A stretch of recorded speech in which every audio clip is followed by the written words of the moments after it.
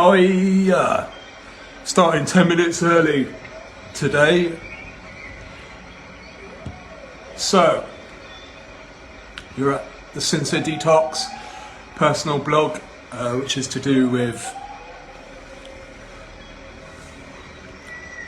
the training I did over 10 years ago when I used to work at DHI. And that I was in training as a detox therapist of addictions and diseases. I trained in acupuncture and acupressure. Obviously I've got some other things going for me before that because I'd been to university previously as well and was still engaging on and off. Obviously I've been to college before that, and I'd also studied to be a chef, and I trained in health and hygiene, where catering and hospitality is concerned. So, of a few elements before I started doing the training and work at DHI over 10 years ago, since then I've done further studies and engaged with other academics as well. I've done formal stuff, accredited stuff. There's lots of free training. I've had 2 different orgs. I used to have a sincere.org.uk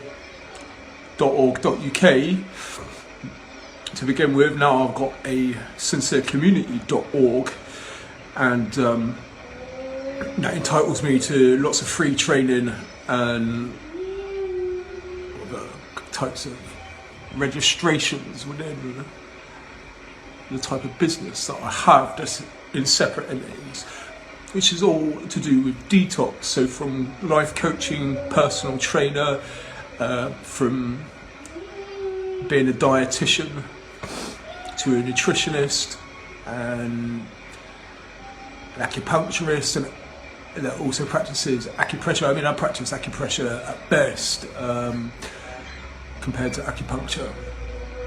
And I actually, although I officially are only trained to do 5 points within the auricular therapy, I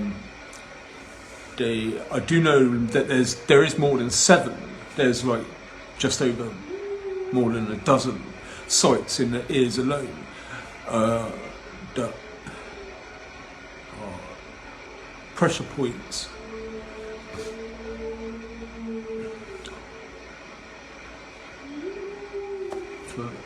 Therapy. So right, this is a free access event, and we're live. Hi.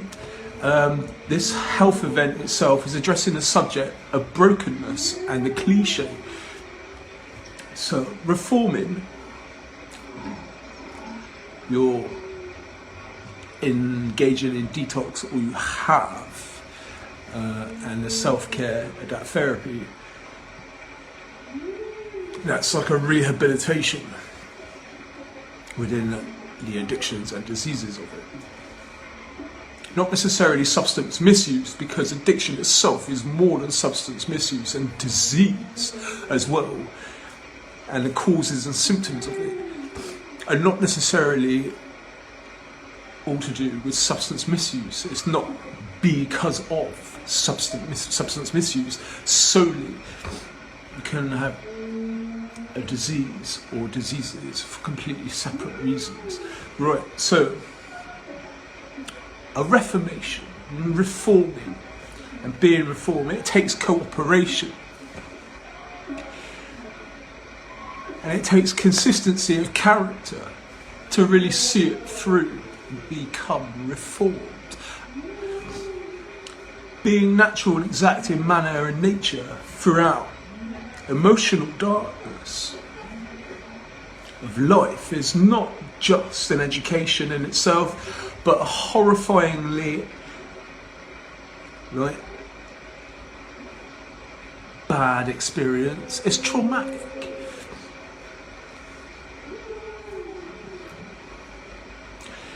The whole trauma trap of trauma, it's more than torment, it's more than pain itself. Whether it be that acute or chronic, trauma can be psychological, it can be emotional,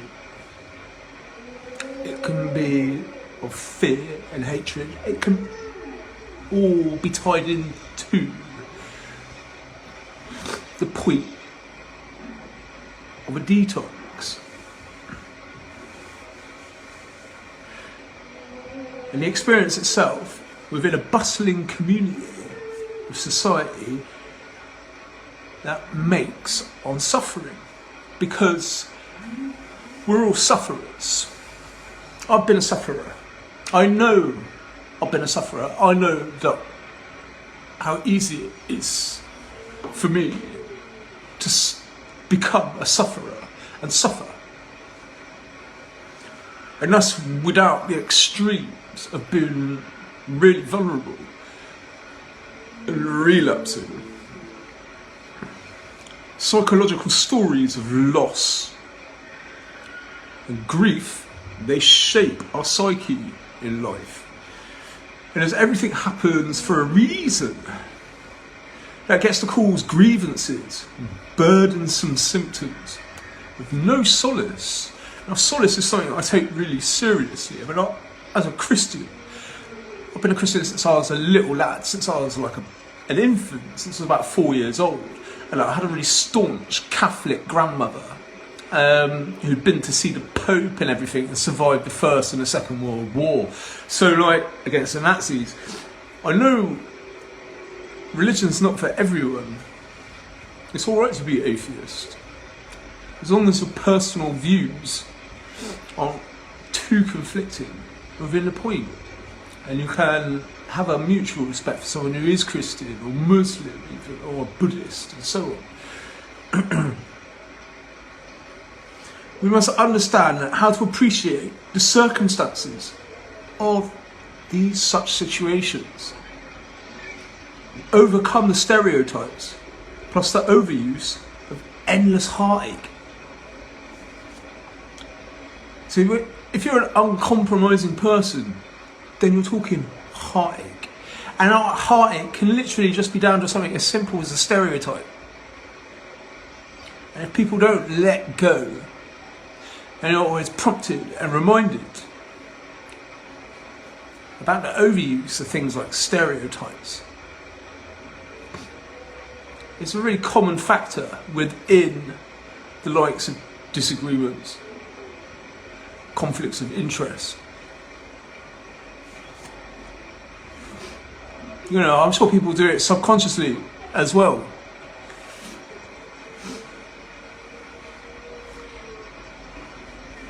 So if you're an uncompromising person or you're impatient,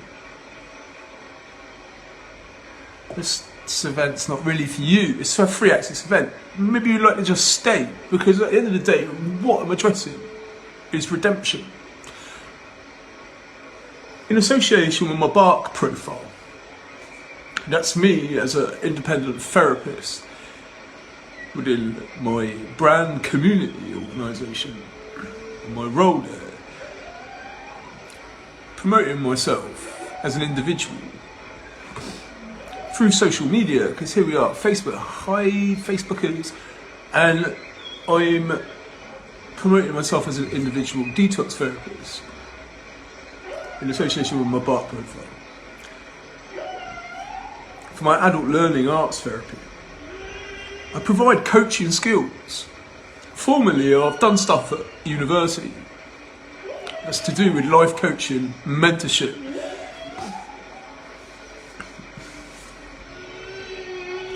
I offer like a pretty basic support, and like I wouldn't like to go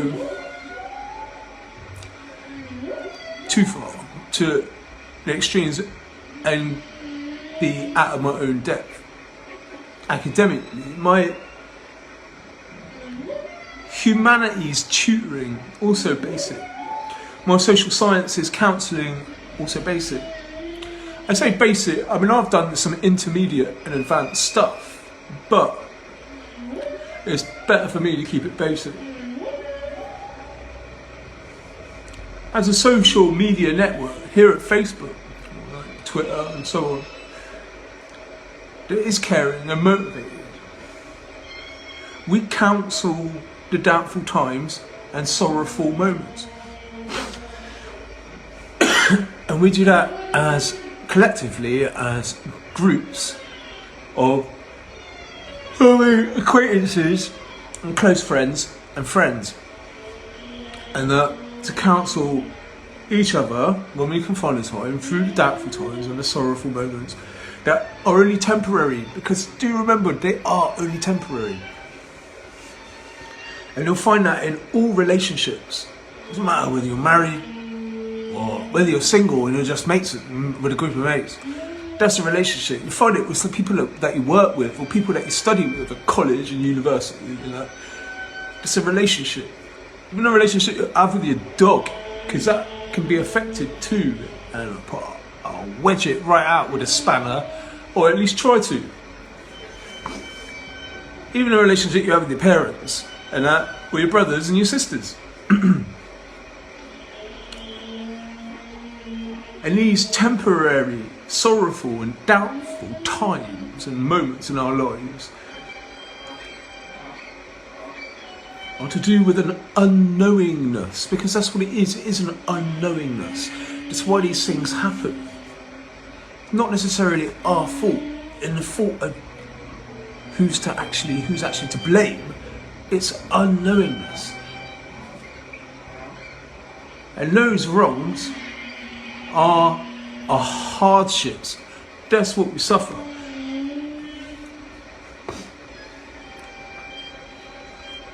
So,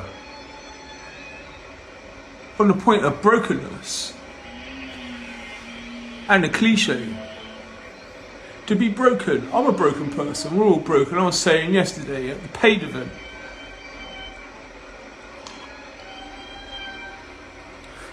everything I've been through, all the loss and the grief that I've been through, all the grievances I've had, even my own unrehabilitated state that I had, especially in my 30s, when I had my breakdown and I become a heroin addict. And I was for like a number of years, until my self-referral engaged in rehabilitation. I was a broken person. I've become more broken. I'm an orphan. As in my 40s, I've become an orphan. I don't have any parents. Both my parents are dead now. I'm a middle-aged orphan. That, in me, is brokenness. And in my recovery, of being rehabilitated, heroin addict, my brokenness. I'm a broken person. And the cliche of that is the actual overuse that lacks originality. There's an abundance of that in life, you know, and the cliche of brokenness is an experience we all go through, even when we're at school, you know, without the bullying and the lying, but just even at school, the overuse of lacking originality, lacking substance in those that are heartbroken. You know, so these are all temporary states of discomfort and that. So, as a means of like redemption and reassurance, we're going to carry on. So, out of habit, we must be vigilant. Because outside are the frontiers of cliches to leave us broken.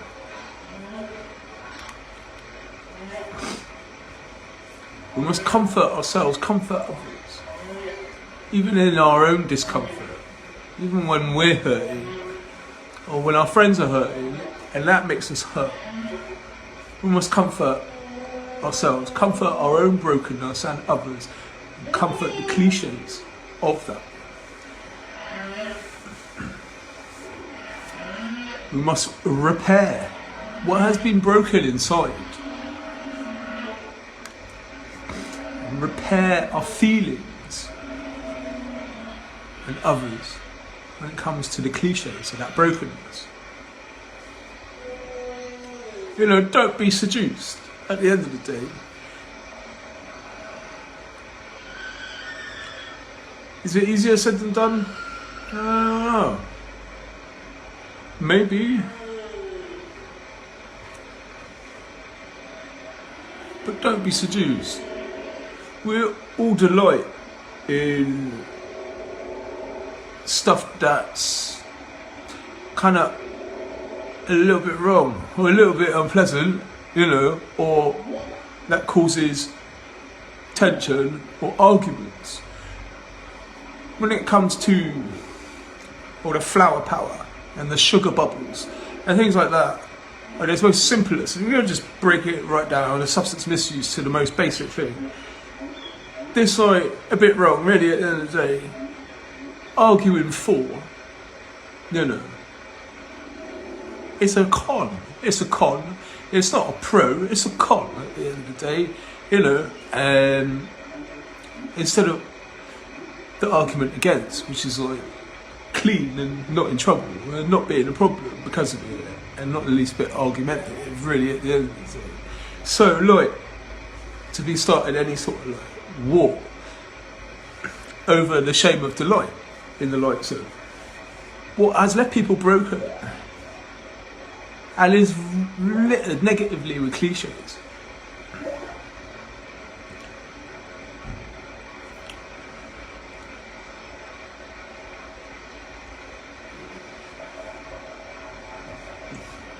When it comes to nomas, like not the misnomer, also assert miss.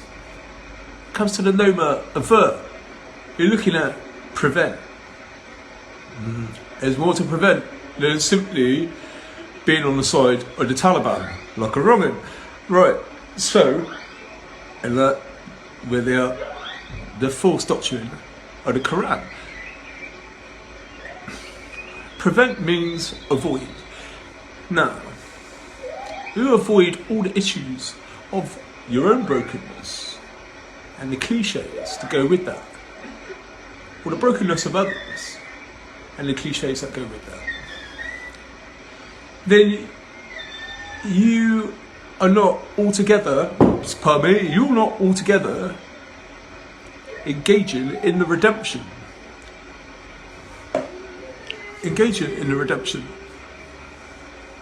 of repairing and reforming in righteousness the issues of brokenness and all the cliches. What this is a transformative thing, because that's what we're trying to do. We're trying to like critique the ideologies of stereotypes and that, and critique the uncompromising and impatient unknowingness that causes sorrow in the first place when it comes to things like brokenness and all the cliches that go with it. So even if you have to take a word that you hate and deform it, take a word you hate and deform it to just be able to repair the whole issue with the message itself. For righteousness and for grace, transform the experience so that it becomes less of a problem. You can proclaim a bit more comfortably. You can proclaim in the face of confrontation. You can proclaim in the face of those that don't want to know, in their unknowingness and uncompromise and impatience. You can proclaim to the nothingness, and like in terms of the nihilism of it, you know, let's pressure, like a pressure or peer pressure or group pressure, a trigger, and that nothingness, and you can heal yourself to those who don't hear the message, and you're alright, you'll be alright, you know, you'll be in that reforming state of redemption anyway. And you can still be broken. You still be in the same old brokenness. You can be calm. And it's alright to know better. Trust me. And you can help people. You can help on the promise. And that you can help on the word of God. And that you can spread the good news of the Gospels. And that, or you can talk about Buddha and Zen and everything. Or, you know, it's alright. You can even spread the message of piety and being pious as a Muslim and so on. Even like the Hindus. And as a Hindu, you can do that as a Hindu as well. You can do it as an atheist who's just right on and righteous, but you don't actually believe in God. Well, that's okay, but you're a good person and you got it right. Because you're righteous, you're spreading the correct message of brokenness and all the cliches that go with that. And whilst you're doing that, you'll be subject to what you're going through, subject to what you're without at times, and subject to the same old kind of worst reality. As long as you can live with that, be alright with it, embrace it. And embrace that. It's a critique. You're critiquing the ideologies of the brokenness and all the cliches. You're the master. You can do this. And you can do it in solidarity, because you can do it with your mates, you can do it with your mum and dad, you can do it with everyone who agrees with you at the end of the day. To know better and be righteous in the redemption of this perspective that we're dealing with, because this is like a perspective, there's a slant on life, right? This is how it seems to us, this is what we understand, this is what we know at the end of the day. And in this knowingness that we have developed as a transformative critique on the ideologies, the brokenness and all the cliches, through solidarity and through division as well, even between a neighbour, of like your neighbour from hell, and that, or between those that impose their stereotypes on you, like a unknowingness, which at the end of the day is temporary. Even if you can't get through to them in the slightest, it goes in one ear and out the other, it makes no difference. You can be calm, you can know better, you can be righteous, you can enjoy redemption, you can be successful in that, no matter the ideals of people and their stereotypes, no matter the loss and the grief and that of every bit of common, overused, problematic as well, because it is issue giving, making, unreformed, like unredemptive. Do you see, you get the point? You follow me? Alright. So let's have a look at grief, loss and bereavement and how we can help ourselves with that within the critique of this. It's like a little mind, it's like a mind tool. It's a mind tool, it's a little bit of psychology, can go a long way.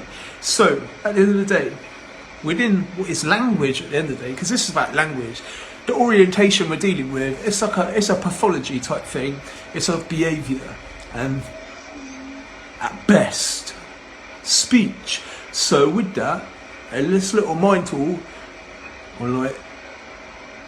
goes a long way to improving a lot of things in life, a lot of issues and situations within the circumstances and influences of what we're dealing with, the subject theme. So like grief, right, well that's a really powerful one, isn't it? I mean, it's a temporary thing really, and it causes emotional hardship and that, and a lot of heartache. It leaves us vulnerable to sad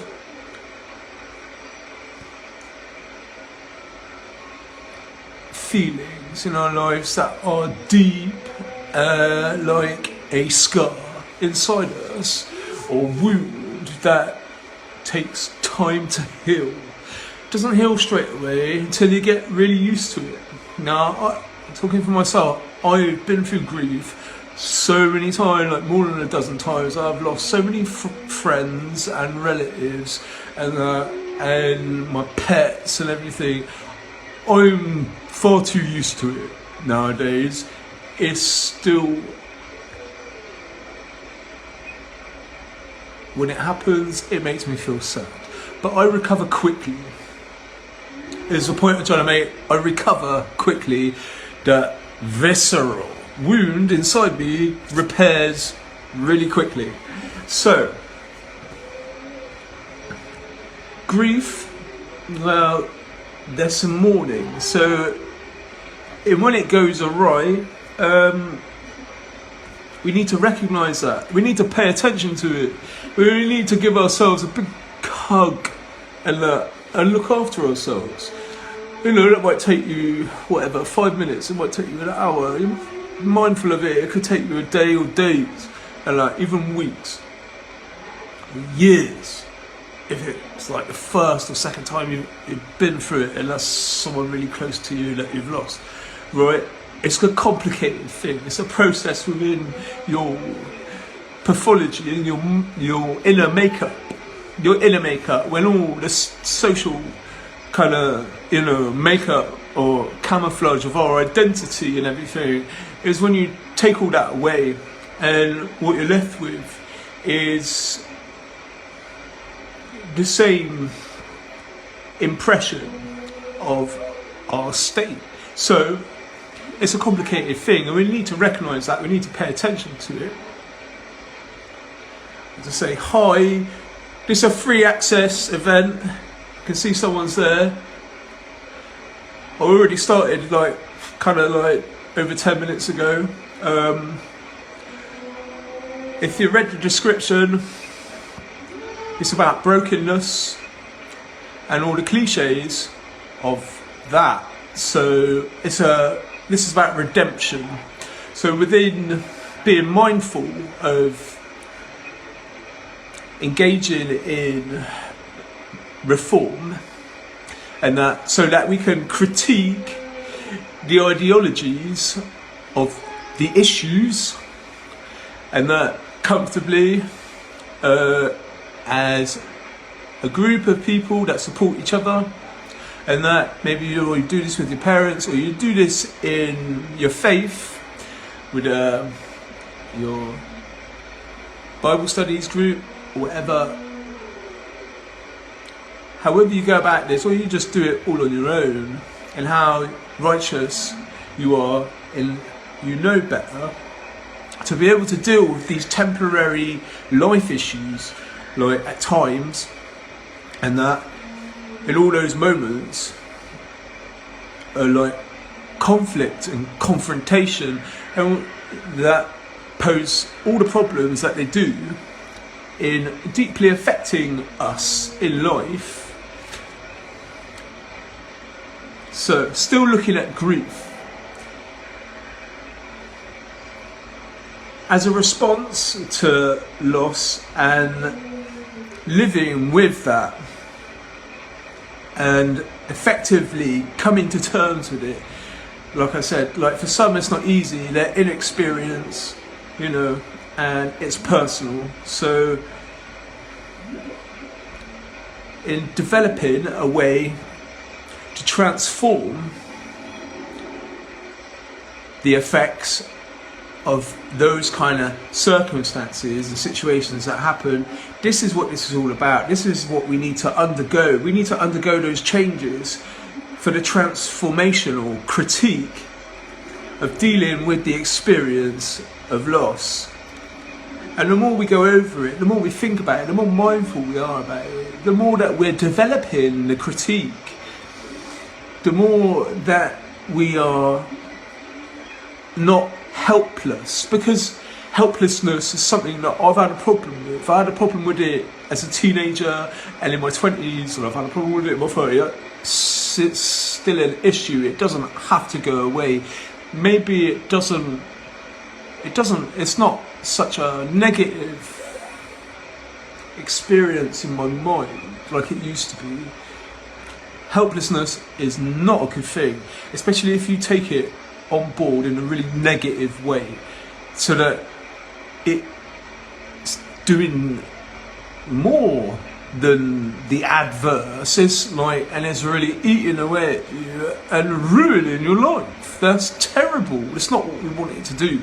It's not what you need to do. We need to like embrace that and fill up the point with redemption. Fill up the point, critique every issue that litters it as a problem that it is, and that so our feet stay on the surface. We don't want our feet in the water of any troubled water whatsoever. We're not going to sink. No sinking, please.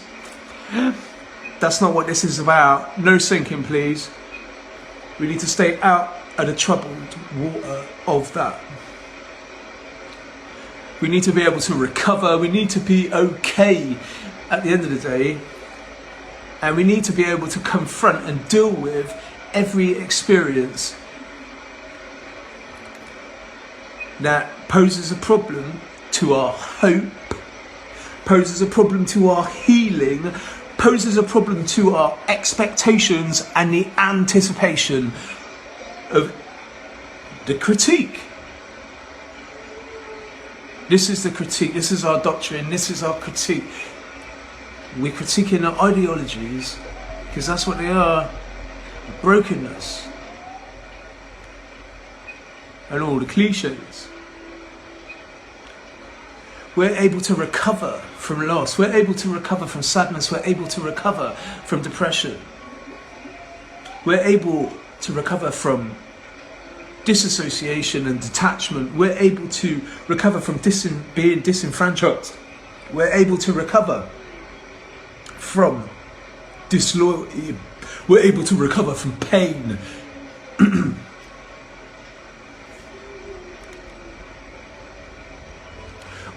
When it comes to death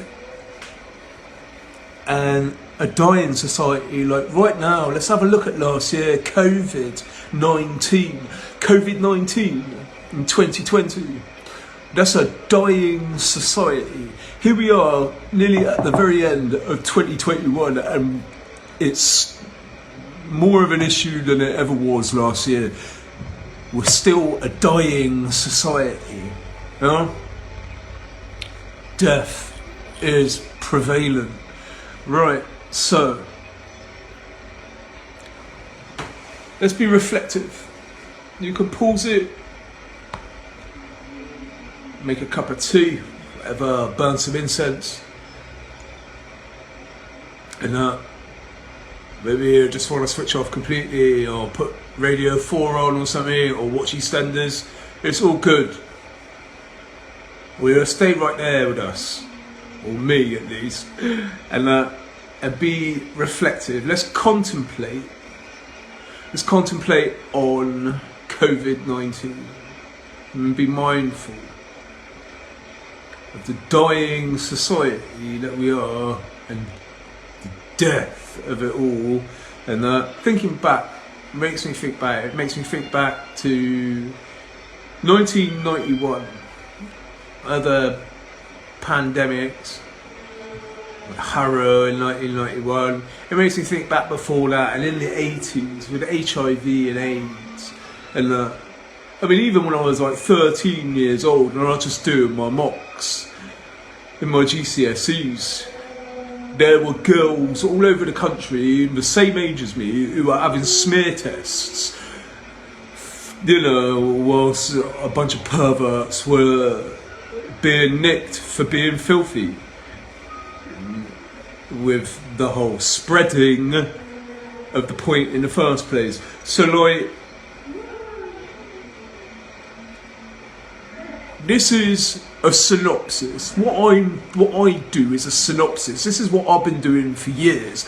I'm just in my synopsis stage. Don't get me wrong, I've got a thesis to go with it, but it's only a synopsis. This is like, my philosophy is one of being caring and motivated, and I try to do that within my brand. So my brand, Sincere Community. Right, so you might just get to understand exactly what my thesis is all about at the end of the day, and any antithesis or antithesis, if you like, a similar word, however you want to say it, I understand what you're saying. But like, at the end of the day, we're talking like, it's those things in life that are the opposites. Of course it's the opposites, well said. So like, the sincere versus the insincere. At the end of the day, that's next level waffle that I would have to present along with my essay in arguing the whole point of my philosophy in the first place, throughout every root and branch of that litters my thesis. Right, so there we go. At the end of the day, but I'm still a synopsis. I'm not doing a PhD. I'm not doing a PhD right at the moment. I don't know where I get the money from for that. But at the end of the day, I'm still the same synopsis. This is a synopsis. This is all to do with appraisal. Because at the end of the day, appraisal is key within the philosophy to caring and motivation when it's sincere. And the extreme, which is the flip side of that, being the opposite, and insincerity is uncaring and unmotivated, right? Issues, and that posing the point of the critique we're dealing with, and its ideology, because in itself, the opposite of being sincere and being caring and motivated, the opposite of that is an ideology. It's an ideology, folks. That's what I'm critiquing, and both sides of that are all to do with appraisal. So here we go, just stripping it right down to the very basic point of the whole problem and issue at the end of the day, and how temporary it is, how common. It's very common. You need to get used to it, and be able to recover effectively and overcome these stereotypes that are always conflicting, are always in conflict because of appraisal. But so are we. This is the thing. That side is all to do with appraisal. The flip side of it, the other side of it, is all to do with appraisal. Who's going to win? It's not about competition. This is where we go again. And solace. So like, solace is all important to me. This is not really a contest. This is not a competition. This is our way in life to get by in life and get on with our lives, right? Without the issues and the problems and the trouble that it causes, or potentially can cause us in life, and that to conflict with our way and our truth.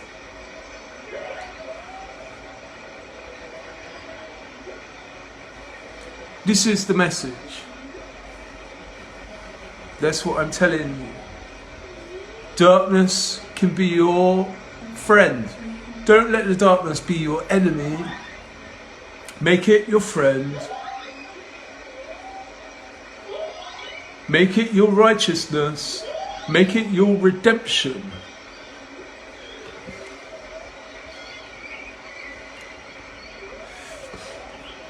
Make it less complicated. Make it a process and a means. Make it effective. fill it up with love as well. Like, all you're trying to do is know better. You are righteous enough. You cared. You were motivated. And you shared the good message.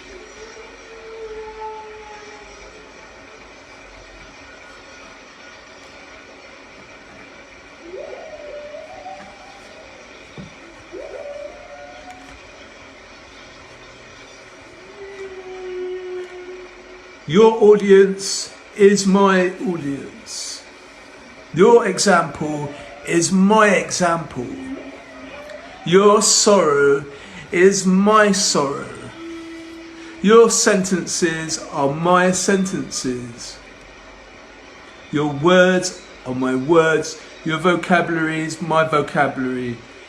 Your adult learning is my adult learning, and your arts therapy is my arts therapy. Right? We're sufficing, we fight the good fight in a way, but we don't need to walk off with the belt like the title was ours, yeah, and everything put to weeping, yeah, is to be dead. Because at the end of the day, that dark wave of sorrow, yeah, the woe, a foe, or woe and foe, this is not the fair ground of woe and foe, yeah, in all honesty, all that, when it comes to moaning and the righteous moaning and the unrighteous moaning, there is that thin line between love and hate. Or you can even make it a wall, and it's a wall, a nice great big one, great big wall, and put it up there, build the thing right up, have it there in the way, because that's a good thing, it's a great thing, right? It's our wall. You can even draw on it. I'll let you draw on the wall. Draw on it all you want. You want to paint the wall, go on and paint it. It's all good. How to use these tools, right? How to use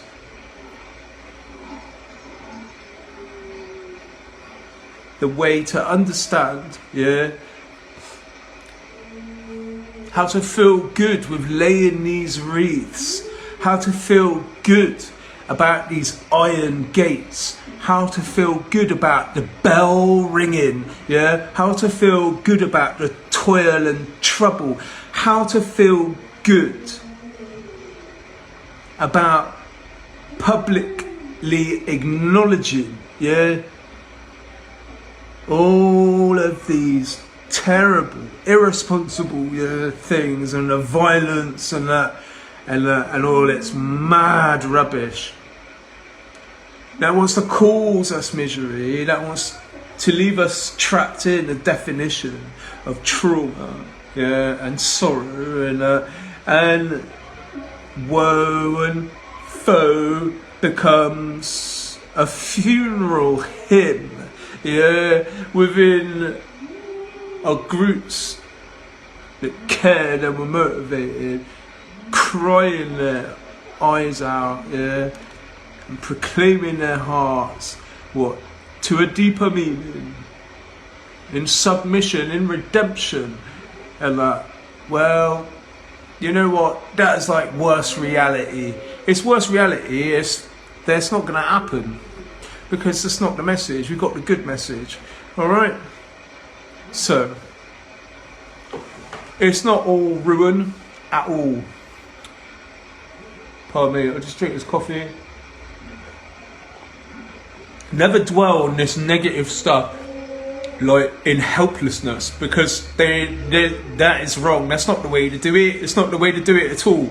Never ever. Please don't dwell on the negativity of these very common stereotypes, right, that are of issue, yeah, and a problem now and then, and that to cause us trouble, never dwell on it, like all is ruined, all is woe and foe, and that.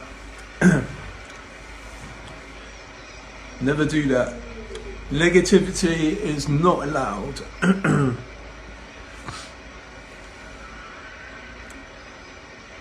Never like sit back on the hills of that sorrow, yeah, like a pair of ruined shoes, yeah. You can never do that. Nobody can do that.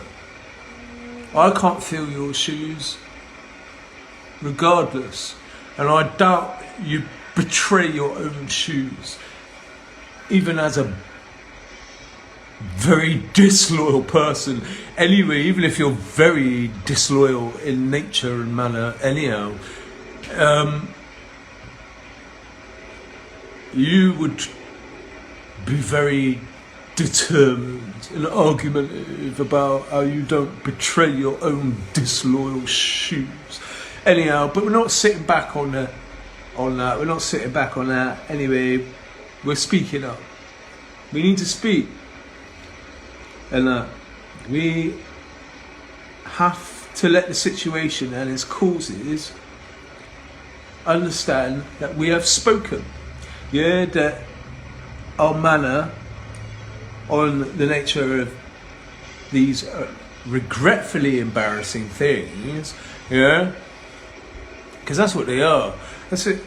The opposite of this point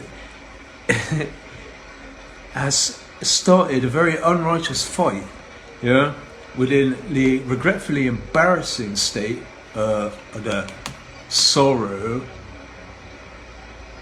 or sorrowful manner. Snap out of it. Here's the point. They need to snap out of it. That's how we critique the ideology. We're critiquing the ideological of the subject theme, brokenness, and all the cliches of that, and all its common stereotypes.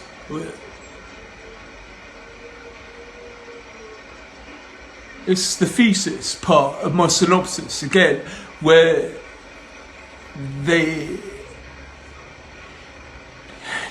opponents, because there's some sort of opponent, the opponent seems to think that incorrectly, albeit unrighteously, that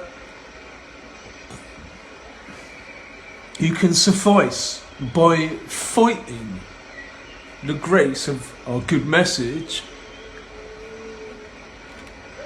for the negativity of, you know, making the foreseen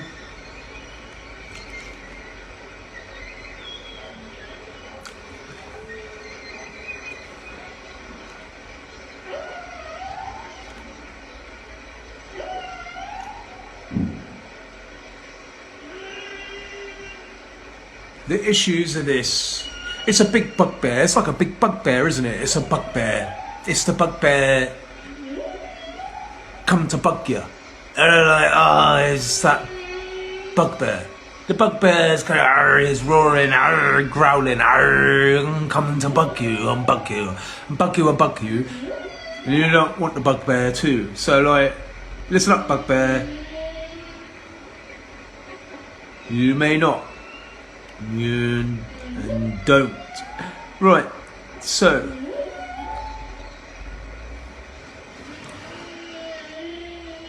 I think I've gone on quite a bit. I'm trying to look at how long I've been doing that for. I've been doing it for like 40 minutes. You know what? Probably need to take a break. I like to finish my coffee and that and chill out, maybe like make a nice, healthy, nutritious sandwich and that, and knock out a cup of tea and put my feet up for half an hour and that. We've